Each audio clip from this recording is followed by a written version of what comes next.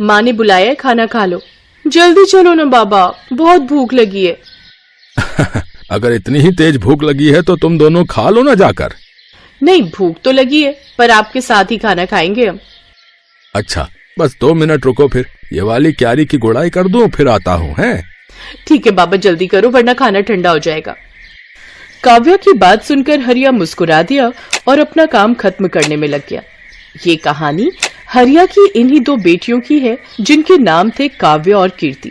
दोनों बहनें अपने बाबा हरिया और माँ गीता के साथ गांव में रहती थी, जहां उनके घर के ठीक सामने उनका बड़ा सा खेत था और खेत के बगल में एक बड़ा सा तालाब भी था। फिर उस दिन घर जाते हुए, बाबा ये खेत तो हमारे काम का है, लेकिन ये तालाब हमारे किसी काम का नहीं है, आप इसे बेच क्यों नहीं देते? हाँ, और इसे बेचकर जो पैसे मिलेंगे उससे हम बढ़िया बढ़िया चीजें खरीदेंगे।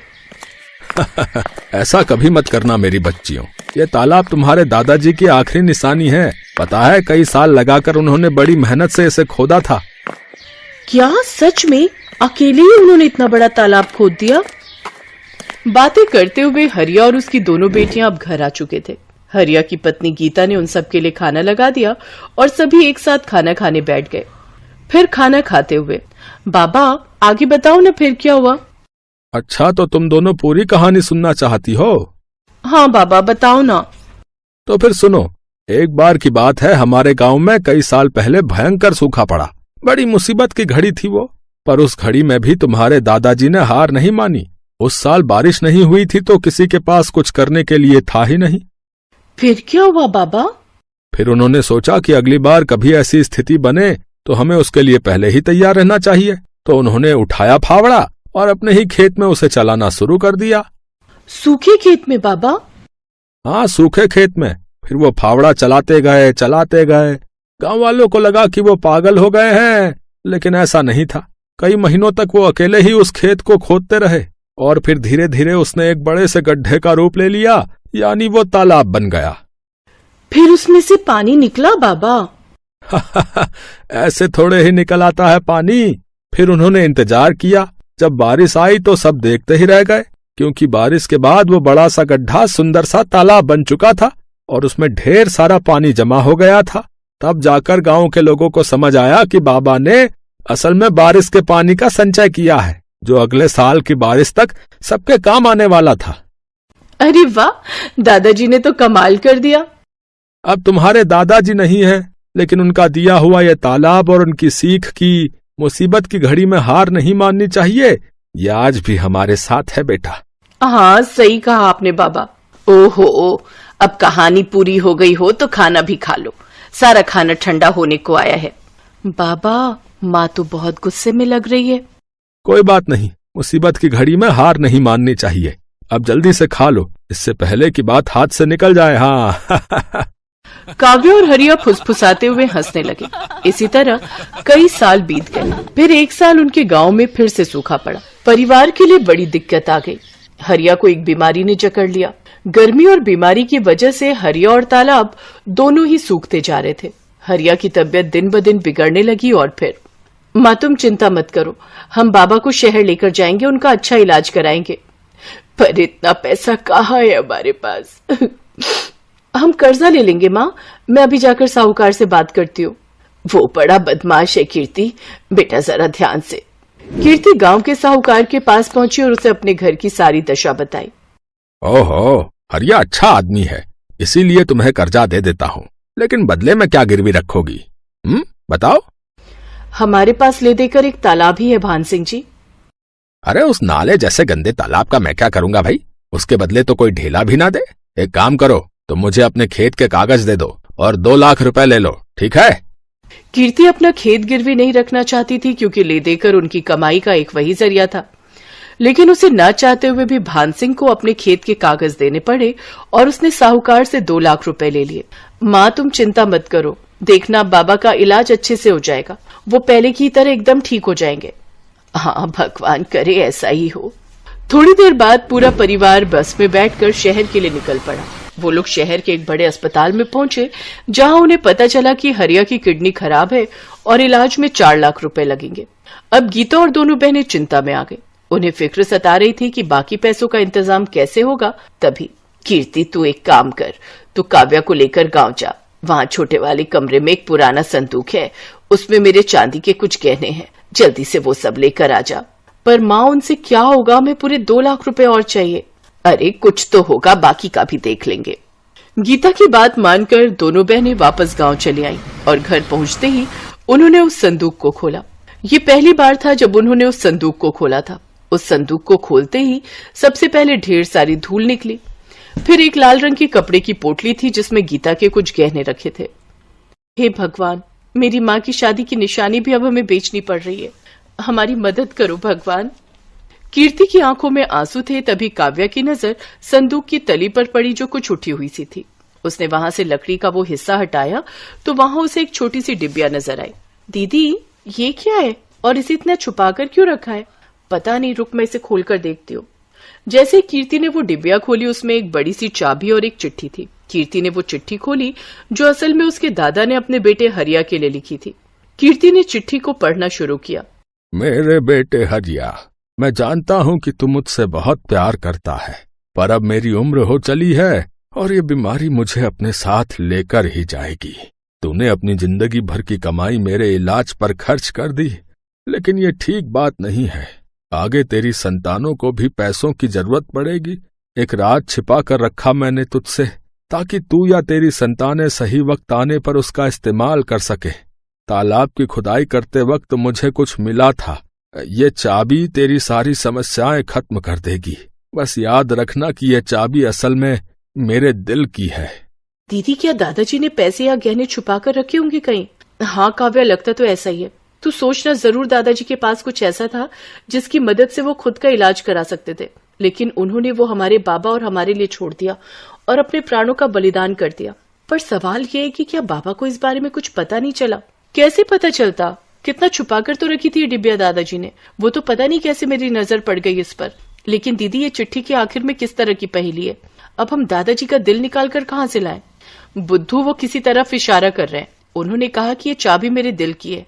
इसका मतलब कोई ऐसी चीज जो उनके दिल के सबसे करीब थी।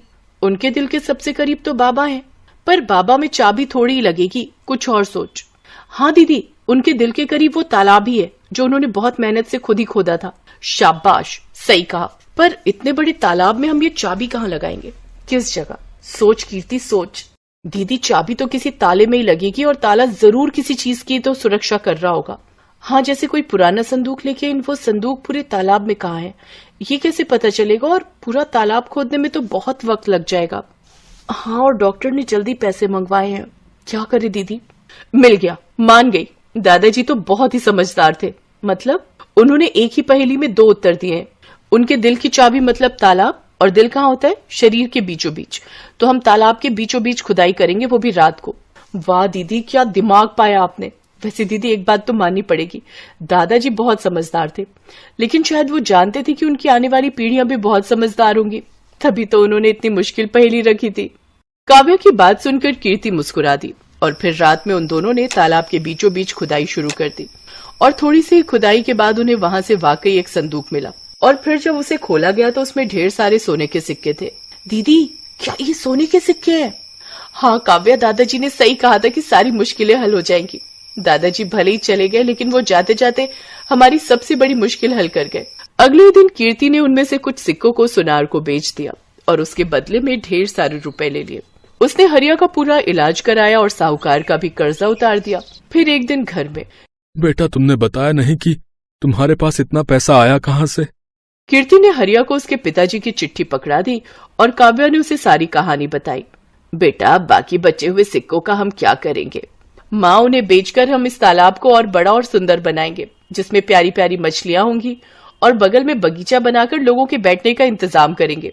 साथ ही साफ पानी के लिए प्याऊ भी लगाएंगे, ताकि हर बार जब भी कोई यहाँ आए तालाब के किनारे बैठकर ठंडा और मीठा पानी पिए और दादाजी के दिल को सुकून मिले।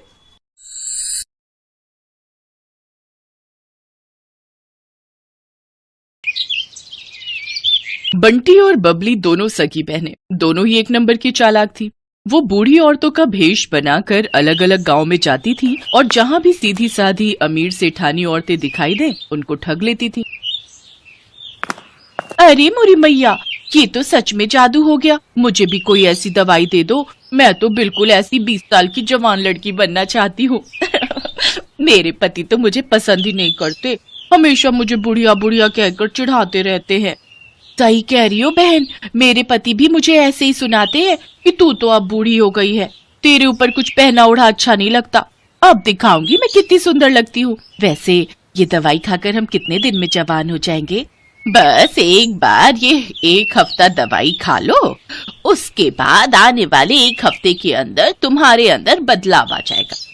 पर ये दवाई महंगी है, इतना याद रखो, 51,000 रुपए का शगुन डालना पड़ता है तब ये दवाई मिलती है और तभी ये अपना असर दिखाती है। अब तुम पांचों अगर जवान होना चाहती हो तो कल 51,000 रुपए ले आओ और ये दवाई ले जाओ। अरे वो तो कोई दिक्कत नहीं है, पैसों की चिंता तुम ना करो, हम कल ही ले आएंगे। पर मेरी तो अब बहन की लड़की की शादी है, मैं सोच रही हूँ कल से दवाई शुरू कर दूं। हाँ, आप कल से ही दवाई शुरू कर दो, तभी आप मेरी तरह सुंदर बन पाओगे। ठीक है, तो फिर हम सब कल पैसे लेकर आ जाएंगे, तुम हमें दवाई दे देना। मोहनपुर गांव की सारी अमीर बड़े घर की औरतें बंटी और बबली के झांसे में आ जाती हैं और उनसे दवाई खरीद लेती हैं। बंटी और बबली तो अपना काम करके उन औरतों को ठग कर कब का वहां से रफू चक्कर हो चुकी थी, पर मोहनपुर गांव की औरतें अपना सिर पीटती रह गई। उनके घर में सभी उन्हें डांटने लगे। अरे तुम पागल हो क्या? तुम्हारी उम्र हो गई, बाल पक गए, पर अक्ल अभी भी बच्चों वाली है। ऐसे भला दवाई लेकर कोई इतना जवान हो जाए कि 20 साल की लड़की बन जाए? तुम्हें क्या हो गया था? बताओ, फालतू के पैसे खराब हो गए और वो औरतें तुम्हें ठग कर चली गई। अरे मुझे अकेली को क्यों डांट रहे हो? सब किया धरा उस सुशीला का है, वही मुझे उन औरतों के पास ले गई थी। पर मुझे अभी तक समझ में नहीं आ रहा है कि उनमें से एक बूढ़ी दादी और वो उसकी पोती, क्या जो हमें पागल बना रही थी वो दादी पोती है क्या? तुम यहाँ अपना गणित लगाती रहो और वो दोनों राम जाने किसी और को लूट रही होंगी। बिल्कुल सही। बंटी और बबली अब सीतापुर गांव में पहुंच चुकी थी। अब उनका अगला निशाना यहाँ की अमीर घर की औरतें। बंटी, चल अगला निशाना ढूंढते हैं, थोड़ा गांव में घूम आए। ठीक है, पहले इन सब का विश्वास भी तो जीतना होगा। अरे वो तो हमारे बाएं हाथ का खेल है। बंटी और बबली 2 बुढ़िया बनकर सीतापुर गांव में घूमने लगी। वो एक चौपाल के पास से गुजरी, वहाँ कुछ बड़े घर की औरतें बैठी हुई आपस में गप्पे मार रही थी। बंटी और बबली जानती थी कि ये सही मौका है। अरे लाजवंती, कितने दिन में मैं जवान हो जाऊंगी?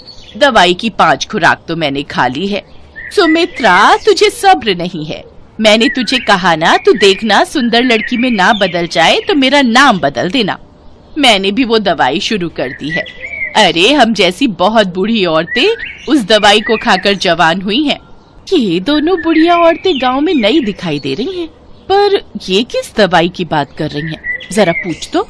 अरे बहन जी, जरा रुकना, आपको इस गांव में पहली बार देखा है। आप ये किस दवाई की बात कर रहे हो? जी नमस्ते। हम दोनों तो बूढ़े से जवान होने की दवाई की बात कर रहे हैं। हम वो दवाई खा रहे हैं। अब बूढ़े शरीर से काम नहीं होता, उम्र हो चली है, शरीर कमजोर हो गया है। हमें किसी ने दवाई दी थी कि इसको खाने से हम बहुत जल्दी जवान लड़की बन जाएंगे, तो हम इसी बारे में बात कर रहे हैं। हाय हाय हाय, सचमुच बुढ़ापा झेला ही नहीं जाता। कभी कोई बीमारी शरीर को घेर लेती है तो कभी कोई। हमसे अब बुढ़ापा सहन नहीं होता, इसलिए हम जवान होने की दवाई खा रहे हैं। अच्छा, तो उससे कोई भी जवान हो सकता है? अगर हम लोग वो दवाई खाएं, क्या तुम हमें भी वो दवाई दे सकती हो? हाँ, क्यों नहीं, वो दवाई तो हम जरूर दे सकते हैं। उसके लिए 51,000 रुपए देने होंगे, वो शगुन होता है।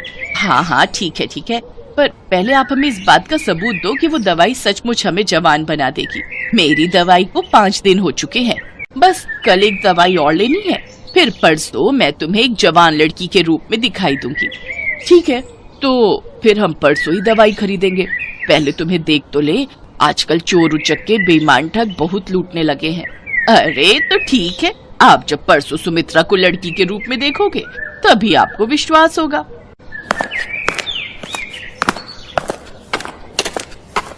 यार बबली, अब कुछ दिनों के लिए बाहर घूमने चलेंगे, बस ये थोड़े और पैसे आ जाए। बहुत थक गई हूँ मैं ये बुढ़िया बन बनकर। ठीक है, बस ये काम हो जाए, फिर इस बार हम लंबी छुट्टियों पर चलेंगे। बंटी और बबली इस बार बहुत खुश थी क्योंकि उनके पास इस बार बेईमानी के बहुत सारे पैसे जुड़ चुके थे। अगले दिन गांव की सारी अमीर घर की औरतें बंटी और बबली के पास दवाई लेने पहुंच जाती हैं। ये मेरी ननद है, कल ही दूसरे गांव से आई है। मैंने इसे भी आपके बारे में बताया तो ये बोल रही है कि इसे भी वो दवाई चाहिए जिससे आप बूढ़े से जवान हो जाओ। वैसे आपकी दूसरी साथी कहाँ है? क्या वो जवान हो गई? हाँ बहन जी, वो तो कल रात को ही जवान हो गई थी। अरे सुमित्रा, जरा सामने आ जल्दी से, इन्हें अपना जादू दिखा। सब औरतें चौंक जाती हैं क्योंकि बबली अब एक लड़की के रूप में थी। तभी सेठानी की ननद बोली, क्या बात है? वैसे कितने दिन लगे आपको बुढ़िया से जवान होने में? मुझे तो 1 हफ्ता लगा था। वैसे अब दवाई में नया तरीका अपनाया गया है, आप सबको सिर्फ 2 दिन ही लगेंगे। अब आप जल्दी से ये पैसे जमा कर दो तो हम आपको दवाई दे दें। 2 दिन का इंतजार क्या करना है, मैं आपको अभी लड़की बनकर दिखा देती हूँ। सेठानी की ननद कोई बूढ़ी औरत नहीं थी, बल्कि सेठानी की भतीजी ये सब नाटक कर रही थी, जो पिछली रात ही अपनी बुआ के घर रहने आई थी। जब सेठानी की भतीजी रीमा को ये बात पता चली तो उसे दाल में कुछ काला लगा, क्योंकि उसकी अपनी सहेली की माँ के साथ ऐसा हो चुका था और वो बदमाश औरतें कहीं नहीं मिल रही थी। बुआ जी, ये कोई बूढ़ी औरतें नहीं, ये 2 चालाक लड़कियां हैं। ये ठग हैं, गांव-गांव जाकर सबको बेवकूफ बनाती हैं और पैसे ठगती हैं। असल में इनका नाम बंटी और बबली है। पहले ये 2 बुढ़िया के रूप में गांव में जाती थी, फिर इनमें से एक अपने रूप में वापस आ जाती है। बस यही सारी औरतें धोखा खा जाती हैं। ये अपना मेकअप उतार देती है। अच्छा, ऐसी बात है, हम तो इनके जाल में फंसे ही जा रहे थे। अब तुम दोनों को यहाँ से कोई नहीं भागने देगा। रीमा बिटिया, जल्दी से चौधरी साहब को और बाकी गांव वालों को भी बुला लो, इन दोनों को पकड़ना बहुत जरूरी है। बबली, हमारी चालाकी हम पर भारी पड़ गई, अब तो हमें ये पुलिस के हवाले करके रहेंगे। तुम ठीक कह रही हो बहन, कोई बात नहीं, थोड़े दिन जेल की रोटी खा लेंगे। रीमा की समझदारी से बंटी और बबली, जो कि बहुत समय से लोगों को ठगने का काम कर रही थी, उन्हें पुलिस पकड़ लेती है और उन्हें जेल हो जाती है। दोनों को अपने किए की सजा मिल जाती है। बंटी और बबली दोनों को समझ आ गया था कि चोर कितना भी समझदार हो, कितना भी चालाक हो, पर एक ना एक दिन उसे अपराध की सजा जरूर मिलती। Best buddies. Hello friends, thanks for watching this video. अगर आपको ये वीडियो पसंद आया है तो प्लीज लाइक, सब्सक्राइब, कमेंट्स करें इस वीडियो पर, और हाँ, शेयर करना भी ना भूलें। और भी मजेदार वीडियो देखने के लिए नीचे दिए गए बेल आइकॉन को दबाएं। देखते रहिए बेस्ट बडीज।